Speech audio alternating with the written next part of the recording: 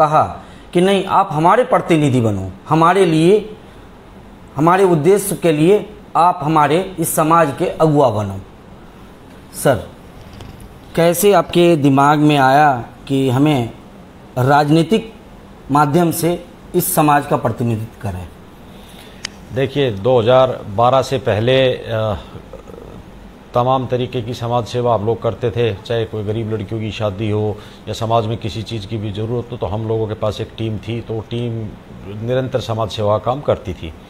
उसके बाद 2012 का जब निगम का चुनाव आया, तो उस चुनाव से केवल 2 महीने पहले तो लोगों ने कहा कि भाई, जो हमारी टीम थी, साथी थे, कि समाज सेवा तो कर ही रहे हैं, तो राजनीति के माध्यम से अगर समाज सेवा करेंगे तो और ज़्यादा बेटर होगा। तो उसके बाद मैंने निर्दलीय 2012 का निगम पार्षद का चुनाव लड़ा और काफ़ी अच्छे मार्जिन से मैं वो चुनाव जीता। लगभग 5000 वोटों के आसपास से मैं चुनाव जीता था निर्दलीय का।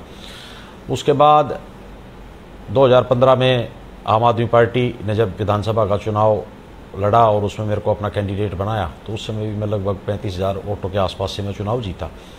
और उसके बाद 2020 का चुनाव, फिर उसके बाद अब नगर निगम के चुनाव दिल्ली के अंदर कुछ ही विधानसभा हैं जिसमें सारी सीटें आम आदमी पार्टी जीती है। तो उसमें से एक उत्तम नगर विधानसभा भी है कि हमारी सारे चारों के चारों पार्षद जीते हैं। तो अच्छा काम किया है, लोगों को काम पसंद आ रहा है, लोगों को ईमानदारी पसंद आ रही है, तो इसीलिए लोगों ने 4-4 बार आप लोगों को चुनाव जितवाया है और लोगों का सहयोग मिलता है, प्यार मिलता है, काम भी करते हैं।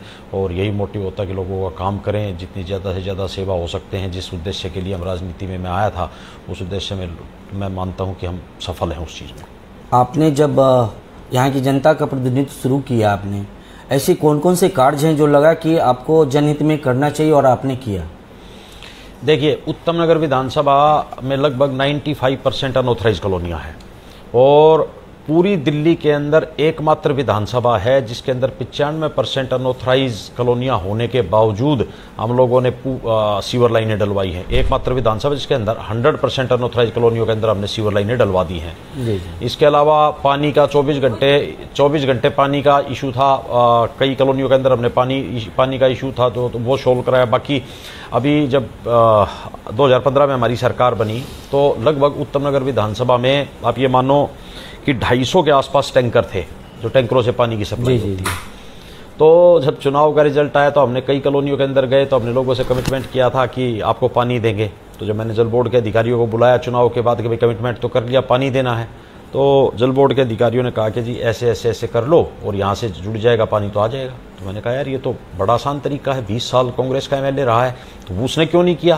तो जल बोर्ड के अधिकारी हंसने लगे। बाद में पता चला कि एक टैंकर से, टैंकरों का जो 250 टैंकर चलते थे तो लगभग 12 लाख रुपए महीना उन टैंकरों से उगाही करके, एक टोटल सारे टैंकरों से 12 लाख रुपए महीना उन टैंकरों से उगाही होती थी और वो उस एमएलए के पास, कांग्रेस के एमएलए के पास जाते थे। और उसके बाद बीजेपी का भी एमएलए आ रहा, पानी फिर भी नहीं आया तो टैंकर फिर भी चलते रहे। तो 12 लाख रुपए उसको हर महीने आ रहे थे, कांग्रेस वाले को भी आए, बीजेपी वाले को आए, तो टैंकर क्यों बंद होते। लेकिन जब हमारी सरकार बनी हमने 3 महीने के अंदर अंदर पूरे उत्तम नगर विधानसभा में पानी दिया। वही पानी था, कहीं कोई दूसरी जगह से तो पानी आया नहीं। वो सारा का सारा पानी हम लोगों ने सही ढंग से यूटिलाइज कराया और आज मैं मान सकता हूँ कि उत्तम नगर विधानसभा की 99% एरिया के अंदर हम लोग टूटी से पानी दे रहे हैं। 100% एरिया को टूटी से पानी दे रहे हैं हम लोग। और पानी के अलावा अनऑथराइज कॉलोनियों के अंदर जितने रोड बने हैं, अभी 34 कॉलोनियों के मैंने अभी इस महीने के अंदर हम लोगों ने उद्घाटन किए हैं। तो और अगस्त में भी 13-14 उद्घाटन नेक्स्ट मंथ में है। तो इस बार पूरे उत्तम नगर विधानसभा की जितनी भी कॉलोनियाँ अनऑथराइज कॉलोनियाँ हैं, इनके अंदर रोड, सीवर डल गए, रोड, पानी की लाइनें आ गई, रोड नालियाँ हम लोग बनवा रहे हैं। तो एज ए एमएलए जो काम करना चाहिए, तो मैं 100% तो नहीं कहता, लेकिन 90% हम लोगों ने क्षेत्र के अंदर काम किए हैं। और अभी कई सारी चीज़ें और हैं। अभी एक एलिवेटेड रोड नजफगढ़ ड्रेन से लेके, ककरोला से लेके पंजाबी बाग तक सेंक्शन किया था मनीष सिसोदिया जी ने और जल्द इस पे भी काम चालू होगा। इस पे जो उत्तम नगर में जाम की स्थिति है वो जाम की स्थिति कम होगी। तो एक कनेक्टिविटी, अब एक उत्तम नगर टर्मिनल को भी हम हटवाने की कोशिश कर रहे हैं क्योंकि जाम उत्तम नगर टर्मिनल की वजह से भी बहुत लगता है। इसके अलावा मेन नजफगढ़ रोड का ब्यूटिफिकेशन का काम है। अभी पीडब्ल्यूडी के से नेक्स्ट मंथ टेंडर हो जाएंगे। तो इस नजफगढ़ रोड के मेट्रो पिलर्स के नीचे जितना भी एरिया है जो दिल्ली सरकार का है, इसके अंदर भी हम सौंदर्यकरण और पेड़ लगवा रहे हैं, स्ट्रीट लाइटें लगवा रहे हैं, कई सारे काम और इसमें बैरिकेटिंग वगैरह भी करवा रहे हैं। इसके अंदर बस स्टैंड किस तरफ जाएगा? देखते हैं इसकी 2 जगह है, एक राजा गार्डन में है, एक नंगली में डीटीसी की जगह। तो कोशिश करते हैं कहीं ना कहीं इसमें शिफ्ट हो जाए। अभी पीछे मैंने जो हमारी मिनिस्टर हैं कैलाश गहलोत जी, उनसे भी मुलाकात हुई थी। कातिशी जी जो मंत्री PWD हैं, उनसे भी मुलाकात की थी कि भाई नजफगढ़ रोड पे जाम बहुत है, इसके छुटकारा के लिए कर रहे हैं हम कोशिश, जल्दी कोई ना कोई अच्छा इसके अंदर रिजल्ट आएगा। किसी भी आम इंसान के लिए 3 अति आवश्यक चीज़ें होती है, एजुकेशन, स्वास्थ्य और भोजन। तो सबसे पहले तो छात्र पे चलते हैं। एजुकेशन के लिए क्या स्थिति है आपके विधानसभा में? देखिए, उत्तम नगर विधानसभा में नहीं, पूरी दिल्ली के अंदर एजुकेशन का सिस्टम में बहुत ज़बरदस्त सुधार हुआ है। सारा देश मानता है इस बात को, बीजेपी वाले भी मानते हैं इस बात को कि भाई मनीष जी ने स्कूल अच्छे किए हैं। एक आपको मैं, जब 2015 के अंदर मैं पहली बार जब विधायक बना, तो हम अपने ऑफिस में एक रजिस्टर्ड मेंटेन करते हैं जी, कितने लोग आए हैं, क्या काम करने के लिए आए हैं। तो मार्च से लेके और मई के महीने तक लगभग 3500 के आसपास पेरेंट्स मेरे पास आए, और उस 3500 पेरेंट्स में एडमिशन्स के लिए था लगभग 3200-3300 पेरेंट्स ऐसे थे जो अपने बच्चों का किसी प्राइवेट स्कूल में एडमिशन करवाना चाहते थे। जनरली किसी का एडमिशन नहीं हो रहा था, MLA के पास आता है, अपने सांसद के पास जाता है, तो हम जब टेलीफोन करके उनके एडमिशन करवाते थे। 2018 के बाद ये जो एडमिशन का सिलसिला था, पेरेंट्स तो वही 3500-4000 के आसपास हर साल आते हैं मार्च अप्रैल में। लेकिन बड़ा मजेदार, अब जो पहले पेरेंट्स 3200-3300 जो प्राइवेट स्कूल के एडमिशन के लिए आते थे, अब उल्टा हो गया। अब पिछले 2018 के बाद बढ़ गया है। नहीं बढ़ा नहीं, वो पेरेंट्स तो वही आ रहे हैं। तो 3200-3300 पेरेंट्स सरकारी स्कूल में एडमिशन के लिए अप्रोच करवाने के लिए आते हैं।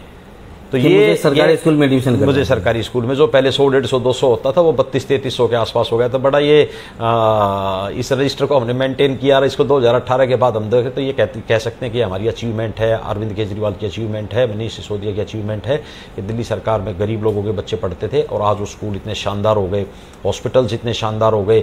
एक आदमी अगर मान लो कोई किसी को शुगर, BP है, तो 3-4 हज़ार रुपये की उसकी महीने की दवाई आती है, कहाँ से लेके आए बेचारे का, पेंशन उसका सहारा है।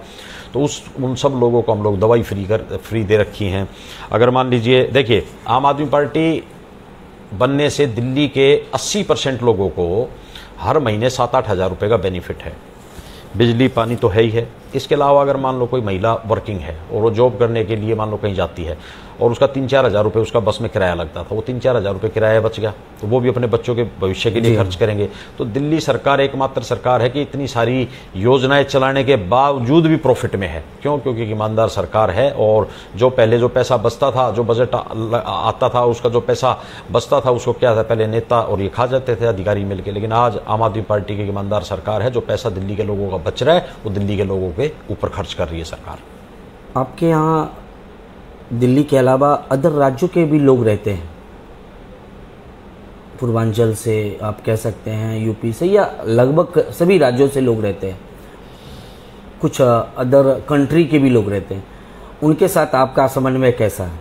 देखिए, जो ये अगर कोई मान लीजिए दिल्ली आ रहा है, अपना घर अपना गांव छोड़ के, मान लीजिए यूपी से, हरियाणा से, बिहार से, तो उड़ीसा से, पश्चिम बंगाल से, तो वो अपना रोजी रोटी के लिए आया है। अगर उस परिवार को 5-7 हज़ार रुपये की मदद आम आदमी पार्टी की सरकार से, एक ईमानदार सरकार की वजह से मिल रही है, तो बड़ी अचीवमेंट है। प्लस जो है, जो लोग मान लीजिए पंजाब में आम आदमी पार्टी की सरकार बनी, दिल्ली का काम हम लोगों ने पंजाब में बताया, तो पंजाब के लोगों ने विश्वास किया और इतना बड़ा प्रचंड बहुमत हम लोगों को दिया। और इसके बाद अब सारा देश चाहता है कि अच्छे स्कूल हों, अच्छे हॉस्पिटल्स हों, सारा ये इंफ्रास्ट्रक्चर ठीक हो, तो सारे देश के लोग ही चाहते हैं। जब दिल्ली के अंदर हरियाणा से लोग आते हैं, अब बीजेपी वाले चुनाव में कहते थे कि हम बिजली फ्री कर देंगे, और मैं कहता था, यूपी में कहते थे कि बिजली फ्री कर, तो मैंने कहा कि भाई अगर तुम्हारी सरकार यूपी और हरियाणा दोनों जगह है तो तुम कर दो ना वहां पर। तो किसने रोका है तुम्हारे को? बिजली पानी चुनाव कर दो तुम फ्री, तो लोग विश्वास कर लेंगे तुम्हारे ऊपर। लेकिन बीजेपी ऐसा नहीं कर सकती। बीजेपी का काम केवल धर्म और जात के नाम पर राजनीति करने का है, डेवलपमेंट के नाम पर कोई चीज नहीं है। कभी देखना, लोकसभा का चुनाव आ रहा है तो या तो पाकिस्तान हो जाएगा, या हिंदू मुसलमान हो जाएगा, या हरियाणा के अंदर जैसे इन लोगों ने कर दिया, जाट वर्सेस अदर कर दिया, महाराष्ट्र में मराठा वर्सेस अदर कर दिया, गुजरात में पटेल वर्सेस अदर करते। धर्म और जात की राजनीति करते बहुत दिनों तक नहीं चलेगी। काट की हांडी बार बार नहीं चढ़ती है। अब लोग डेवलपमेंट मांग रहे हैं, काम मांग रहे हैं, तो लोगों के पास रोजगार नहीं है। कोविड के बाद स्थिति बुरी है, तो लोग रोजगार चाहिए, और वो इसमें बीजेपी 100% फेलियर है। आपका 9 साल लगभग हो चुका है उत्तम नगर विधानसभा में। बचे हुए समय में आपके और कैसे क्या विजन है जो इस विधानसभा को आप देना चाहते हैं विकास के रूप में? एक तो उत्तम नगर का सबसे बड़ा मुद्दा है कि एक तो जाम को, एक तो इसको जाम की स्थिति ठीक हो। जी जी। एक बिंदापुर के अंदर एक हॉस्पिटल है, 2 स्कूलों के लिए हम लोग अभी ट्राई कर रहे हैं, डीडीए से और फ्लड डिपार्टमेंट से 2 स्कूलों के लिए, और क्योंकि यहाँ पर वैसे तो जगह है नहीं। अब जो स्थिति है, मान लीजिए डीडीए से कोई लैंड लेनी है, अब वो एलजी के पास, एलजी की पावर है, तो बहुत सारी अड़चने भी हैं। लेकिन ये 3 काम है, एक हॉस्पिटल और एक आपका 2 स्कूल नए बनवाने के लिए और नजरबत रोड को ब्यूटिफिकेशन के लिए, इसको जाम से छुटकारा मिले लोगों को, इनमें कोशिश में लगे हुए। सर, हमारा एक और सवाल आपसे यह है कि उत्तम नगर विधानसभा के लिए जो सुरक्षा व्यवस्था है, आपके आने के बाद थाने भी बने हैं। देखिए, उत्तम नगर विधानसभा के अंदर जो मोहन गार्डन वाला थाना था, ये जगह मैंने दिल्ली पुलिस को दिलवाई और ये थाने की बहुत ज़रूरत थी, क्योंकि उत्तम नगर थाने पे बहुत ज़्यादा लोड था, तो उससे काफ़ी क्राइम में भी कुछ फ़र्क पड़ा। बाकी सीसीटीवी कैमरे हम लोगों ने बहुत लगवाए हैं, और सीसीटीवी कैमरे लगभग मैं कह सकता हूँ पूरी दिल्ली में सबसे ज़्यादा अगर कहीं सीसीटीवी कैमरे लगे तो उत्तम नगर विधानसभा के अंदर लगे हैं। 2500 के आसपास कैमरे हम लोगों ने लगवाए हैं। और इसके अलावा भी हम लोग समय समय पर डीसीपी से, एसएचओ से बात करते रहे, मीटिंग होती हैं, तो उसमें स्ट्रीट क्राइम को रोकने के लिए भी जो भी तरीका है तो दिल्ली पुलिस से टच में है। और सर, हमने देखा है कि आपके विधानसभा खास करके उत्तम नगर और ये मोहन गार्डन वाला जो एरिया है, सबसे ज़्यादा यहाँ से लोग जॉब करने के लिए दिल्ली के बाकी हिस्सों में जाते हैं। दिल्ली और दिल्ली एनसीआर में कैब सबसे ज़्यादा यहाँ से लोगों को उठाते हैं और जॉब के लिए ले जाते हैं। क्या उनके लिए कोई ऐसी प्रॉब्लम्स तो नहीं आए? सब कुछ नॉर्मल है? देखिए, अब पहले एक बात समझिए कि पहले 100 गज के मकान में 5 आदमी रहते थे। जी जी। आज उसके अंदर 5 फ्लैट बन गए, तो लगभग उसमें 30 से 35-40 आदमी रह रहे हैं, और वो 35-40 आदमी रह रहे हैं तो पानी की भी रिक्वायरमेंट बढ़ी, सीवर की भी रिक्वायरमेंट बढ़ी है, प्लस ट्रांसपोर्टेशन की भी रिक्वायरमेंट बढ़ी है। अभी दिल्ली सरकार 5000 के आसपास इलेक्ट्रिकल बसें लेके आई है, और शायद वर्ल्ड के अंदर दूसरी ऐसी सिटी है जो जिसके अंदर इतनी ज़्यादा इलेक्ट्रिकल बसें चल रही हैं। और मेट्रो भी एक कनेक्टिविटी है, मेट्रो को भी बहुत लोग यूज़ करते हैं, और लोगों का शिफ्ट होने का कारण मोटा मोटा मेट्रो भी एक रीज़न रहा है कि कनेक्टिविटी अच्छी है। ये तो अच्छी बात है, लोग अगर बढ़ रहे हैं, लोग अगर रह रहे हैं उत्तम नगर विधानसभा। सर, एक सवाल हमारा और है कि मोहन गार्डन, नाम मोहन गार्डन है, लेकिन आपको गार्डन कब मिलेगा? ये आपकी नहीं, पीछे से ही ये बनी हुई है, क्यों ऐसा है? देखिए, ऐसा है कि विधानसभा, हमारी विधानसभा 95% अनऑथराइज है जी, तो किसी प्लान से नहीं कटी हुई। किसी ने 5 एकड़ जमीन किसी कॉलोनाइजर ने ली, प्रॉपर्टी डीलर ने ली, और उसके अंदर अपनी कॉलोनी काट दी, तो वो पार्क वार्क की जगह है नहीं। अगर प्लान तरीके से कटा होता है, आप जनकपुरी जाइए, विकासपुरी जाइए, द्वारका जाइए, वहाँ पार्क है। अब उत्तम नगर जैसी विधानसभा के अंदर पार्क नहीं है, क्योंकि ये प्राइवेट लैंड पे बसी हुई कॉलोनी है। कोई ऑप्शन है अब आने वाले भविष्य में? देखिए, एक विपिन गार्डन वाला पार्क है, अभी उसका 1 किलोमीटर का एरिया डेवलप्ड है। अभी उसको तकरीबन मेरी विधानसभा का 5 किलोमीटर एरिया पड़ता है। मैं उस 4 किलोमीटर एरिया को भी डेवलप कराने के लिए मैं फ्लड डिपार्टमेंट से लगातार संपर्क में हूं, और मेरे को लगता है कि इस साल अक्टूबर के आसपास हम उस 4 किलोमीटर के पार्क को डेवलप करा देंगे विपिन गार्डन वाले। आप सुन रहे थे बलियान जी को, जो इनके विधानसभा से जुड़े हुए उन हर मुद्दों को मैंने इनसे सीधा पूछा है, जबकि इनका कार्यकाल 9 साल का है। इससे पहले कांग्रेस और बीजेपी, और कांग्रेस तो काफी लंबे समय तक इस विधानसभा पे उनका प्रतिनिधित्व रहा है, लेकिन विकास के नाम पे ढाक के तीन पात रहे हैं। लेकिन आप इस मोहन गार्डन में फ्रंट रोड से आप पीछे के नाले रोड तक आप बाइक से हो या 2 व्हीलर से हो या 4 व्हीलर से आप जा सकते हैं, ये साफ दिखता है। हाँ, जब जनसंख्या आएगी तो विकास भी होगा और टूटेगा भी और रिपेयर भी होगा, ये तो लगातार जारी रहेगा। आम आदमी पार्टी को ही आपने पसंद क्यों किया? देखिए, आम आदमी पार्टी एक ईमानदार पार्टी है, और अरविंद केजरीवाल के नेतृत्व में हम लोग अच्छा काम कर रहे हैं, और अच्छा काम कर रहे हैं तो तभी दिल्ली में अच्छा काम किया तो पंजाब में सरकार आई, और मेरा मानना है कि इस बार लोकसभा के अंदर भी रिजल्ट बहुत अच्छे रहेंगे। और आम आदमी पार्टी इस देश का भविष्य है, और आने वाले समय में आप देखना जल्दी 4-5 साल के अंदर अंदर कई सारी जगह अब राष्ट्रीय पार्टी बन गई। इतने जल्दी कम समय में किसी पार्टी का राष्ट्रीय पार्टी बनना बड़ी बात है, तो लोग पसंद कर रहे हैं हमारी नीतियों को, और लोग विश्वास कर रहे हैं।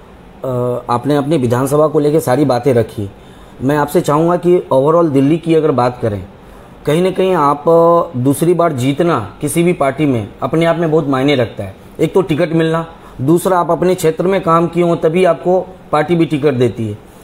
और ओवरऑल आम आदमी पार्टी का जो दिल्ली में तीसरा टर्म हम कहें तो शुरुआती में कुछ दिनों के लिए रही, लेकिन आप दूसरा टर्म आपका फुट मोहम्मद की सरकार है, और आंकड़े इतने हैं कि 3 सीट रह गए थे सिर्फ दिल्ली विधानसभा में। कैसा काम चल रहा है अरविंद केजरीवाल सरकार का और आपकी सरकार का? चौथी बार सरकार बनेगी और 60 से ज़्यादा सीटें आएंगी आम आदमी पार्टी की, क्योंकि आम आदमी पार्टी ने दिल्ली के अंदर काम किया है, सभी लोग अच्छा काम कर रहे हैं, सारे विधायक साथी अच्छा काम कर रहे हैं, मंत्री अच्छा काम कर रहे हैं और लोगों को विश्वास है, तभी लोगों ने 3-3 बार सरकार बनाई है और चौथी बार भी सरकार बनेगी और बड़े बहुमत से सरकार बनेगी। तो मैं सांसद को लेकर के बात करूं, आप लगभग 70 में से 67 जीत जाते हैं, लोकसभा में क्यों ऐसा होता है कि आपके एक भी सांसद नहीं आ पाते? देखिए, अब की बार आप देख रहे हैं, अब की बार बहुत अच्छे रिजल्ट्स रहेंगे।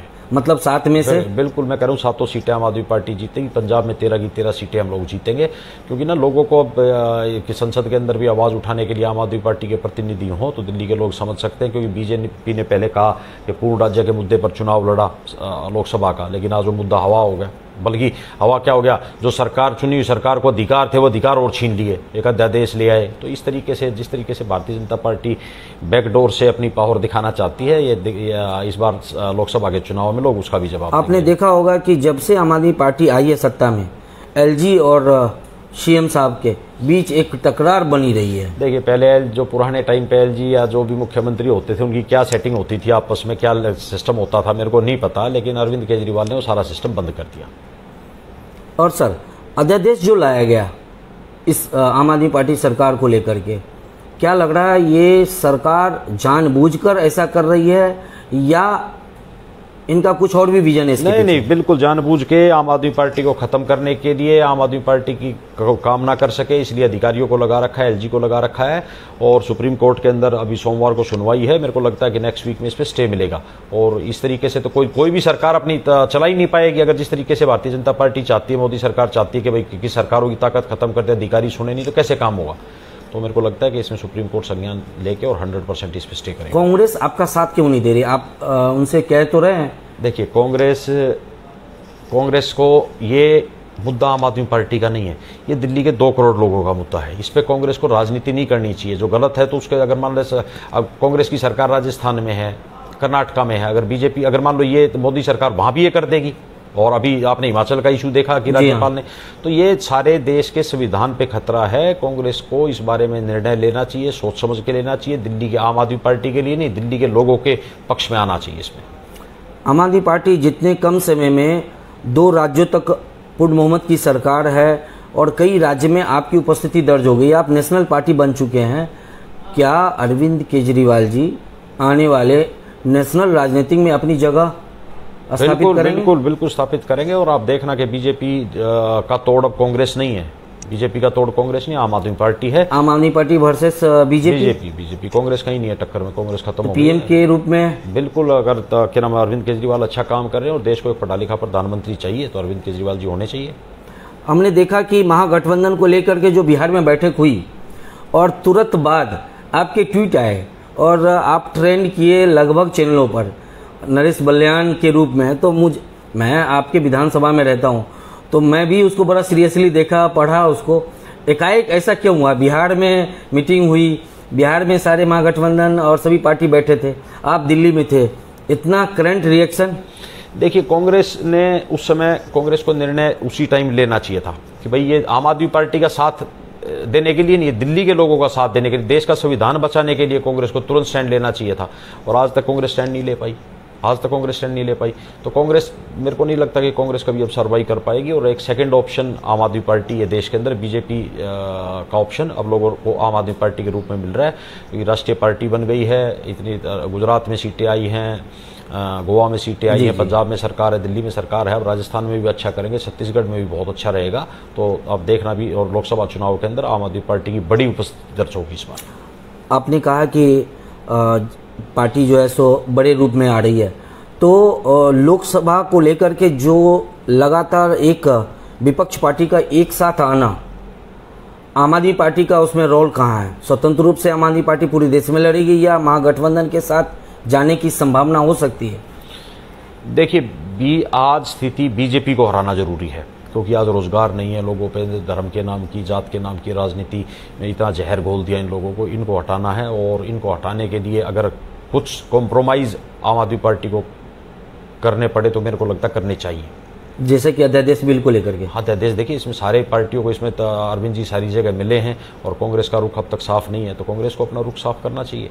वहीं यूसीसी को लेकर के आम आदमी पार्टी ने तुरंत ही कहा कि सैद्धांतिक रूप से हम इस कानून के साथ हैं। बिल्कुल बिल्कुल साथ हैं आम आदमी पार्टी, और होना भी चाहिए।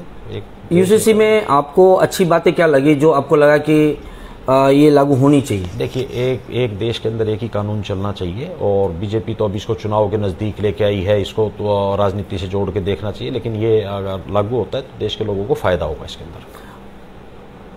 और एक लास्ट हम आपसे ये कहना चाहेंगे कि जनता को क्या कहना चाहेंगे? एकदम पार्टी से ऊपर उठकर नरेश बलियान जी अपने खुद को इससे बाहर रख करके जनता को क्या मैसेज देंगे? देखिए, मैंने लगभग 12 साल हो गए निगम पार्षद भी रहा हूँ, एमएलए भी रहा हूँ, तो एमएलए भी हूँ, तो मैंने अपना काम ईमानदारी के साथ करने की कोशिश की है। आज तक कोई एक सिंगल आदमी पूरी विधानसभा के अंदर ये नहीं कह सकता कि मैंने किसी को नाजायज परेशान किया हो या किसी भी तरीके से कोई। तो मेरी उम्मीद, मेरी कोशिश होती है कि मैं उत्तम नगर विधानसभा के क्षेत्र के लोगों को अपना वोटर नहीं मानता, अपने परिवार का सदस्य मानता हूं, और अपने परिवार के सदस्य की तरह इन लोगों को ट्रीट करता हूं। तो मेरा मानना है कि ये लोग जब प्यार करते हैं तो ये प्यार 3 बार जब दिया है तो आगे भी देते रहेंगे, क्योंकि इनके विश्वास को मैं भी नहीं टूटने दूंगा। और अपने विधानसभा को तो आपने बताया, देशवासियों के लिए क्या मैसेज है? देशवासियों के लिए आम आदमी पार्टी एक बड़ा विजन लेके साथ चल रही है। मेरा देशवासियों से निवेदन है कि आम आदमी पार्टी के साथ जुड़िए, और आम आदमी पार्टी विजन के साथ आगे चल रही है। तो देश को अगर आगे लेके जाने की बात है तो केवल आम आदमी पार्टी कर सकती है। कांग्रेस और बीजेपी को तो आप लगभग 75 साल से देख ही रहे हैं, कभी कांग्रेस आ गई, कभी बीजेपी आ गई। एक बार आम आदमी पार्टी को मौका दे के देखिए, और जो देश को विकसित देश जो बनाना है वो केवल आम आदमी पार्टी। साथ में इसमें जोड़ दीजिए कि देश का प्रधानमंत्री कैसा होना चाहिए? अरविंद केजरीवाल जैसा होना चाहिए। अरविंद केजरीवाल जैसा होना चाहिए। पूरी बेबाकी से कहीं भी सोचने में इन्होंने, मेरे सवाल के बाद इन्होंने सोचा नहीं कि मैं क्या बोलूं। धारा प्रवाह बोलना मतलब है कि इंसान जब जमीन पे काम करता है तभी ऐसा जवाब देता है। बलियान जी, आप हमारे साथ जुड़े, आज आपने खुल के अपनी बात रखी, इसके लिए बहुत बहुत धन्यवाद। आप आगे भी, हम बलियान जी के आने वाले चुनावों के समय में इनके विधानसभा की हर जानकारी आप तक पहुंचाऊंगा। मैं रवि नीरज, नरेश बलियान जी के विधानसभा क्षेत्र से, आज उनकी ऑफिस से हम बात कर रहे थे, और हमारे साथ नरेश बलियान जी जब हम मिले थे फर्स्ट टाइम, और आज कहीं न कहीं ये चेहरा अब विधायक और निगम पार्षद से ऊपर की ओर जा रहा है। अब आने वाला समय बताएगा कि नरेश बलियान जी को हम कैसे रूप में देखते हैं।